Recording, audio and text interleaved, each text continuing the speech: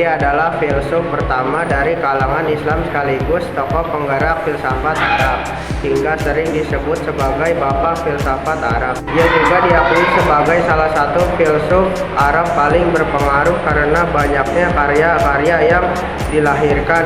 Selain menulis bidang filsafat, Al-Kindi juga ahli dalam bidang metafisika, etika, logika, dan psikologi, hingga ilmu pengobatan, farmakologi, matematika, dan astrologi. Awal Al-Kindi lahir pada 801 di Kufah, Irak, dari keluarga bangsawan suku Kinda yang masih keturunan dari kepala suku Al-As'ad ibn Qais yang hidup sezaman dengan Nabi Muhammad. Ayah Al-Kindi, Ishaq, merupakan gubernur Kufah yang membimbing sejak pendidikan pertamanya di Kufah. Ia kemudian melanjutkan studinya di bawah naungan Khalifah Abbasiyah Al-Ma'mum dalam kurung 813 sampai 833 dan Al-Mu'tasim dalam kurung 833 sampai 842. Selain itu, Al-Kindi diangkat sebagai guru putra Khalifah Al-Mutasim yang menggantikan Al-Ma'mum.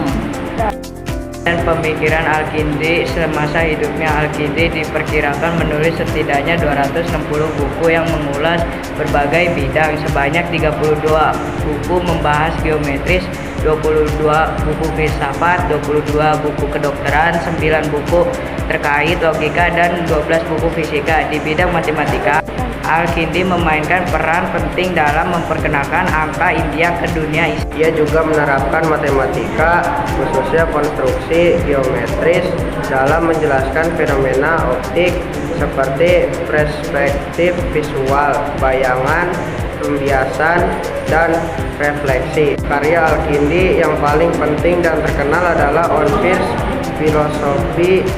Buku ini dianggap sebagai filsafat pertama yang membahas tentang Tuhan, alam semesta yang didiami manusia. Menurut Al-Kindi adalah karya Tuhan yang juga berperan dalam menjaga dan memfasilitasi ketersediaan. Adapun karya terkenal Al-Kindi dalam bidang astronomi berjudul On Right, yang melihat astrologi sebagai ilmu rasional. Al-Kindi juga memiliki karya paling penting di bidang kedokteran berjudul The Bradipus, di mana ia mendemonstrasikan penerapan matematika pada kedokteran, khususnya di bidang farmakologi. Al-Kindi juga memiliki karya yang menjelaskan proses penyulingan untuk mengekstraksi minyak mawar dan menyediakan resep untuk 107 jenis parfum berbeda. Pada wafat Al-Kindi ketika masa pemerintahan Khalifah Al-Mutawakkil 861, karir Al-Kindi mulai menurun. Diduga terdapat dua alasan yang mendasari hal ini. Alasan pertama adalah persaingan di perpustakaan dalam menerjemahkan karya ilmiah.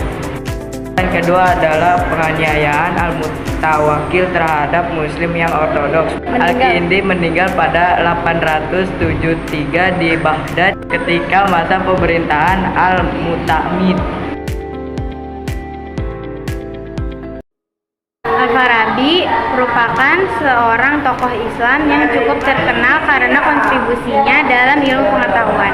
Al-Farabi adalah tokoh filsafat Islam Bahkan ilmu filsafat Islam sendiri memperkenalkan oleh filsuf dan ilmuwan satu ini. Al-Farabi tidak hanya mendalami ilmu filsafat, namun juga berkontribusi dalam perkembangan ilmu-ilmu lainnya.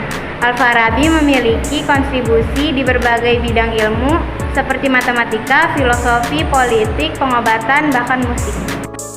Membuatnya bisa dimengerti di dalam konteks agama-agama wahyu. Karya-karya Al-Farabi selama hidupnya, Al-Farabi menghasilkan begitu banyak karya. Jika ditinjau dari ilmu pengetahuan, karya-karya Al-Farabi dapat ditinjau menjadi 6 bagian, yaitu logika, ilmu matematika, ilmu alam, teologi, ilmu politik, dan kenegaraan, bunga rampai atau kutub munawwa'ah, atau serta musik. Karya tulis Al-Farabi diantaranya adalah Al-Madinah Al-Fadilah, Ishaul Al-Ulum, wa At-Tarif bi Agradiha, Jawami Asyasa, Al-Musiki Al-Kobir, yang di dalamnya terdapat pemaparan tentang dasar musik, teori, dan praktiknya. Karya Al-Farabi yang paling terkenal adalah Al-Madinah Al-Fadilah, atau kota atau negara utama, yang membahas tentang pencapaian kebahagiaan melalui kehidupan politik dan hubungan antara rezim yang paling baik menurut pemahaman Plato dengan hukum ilahiyah Islam.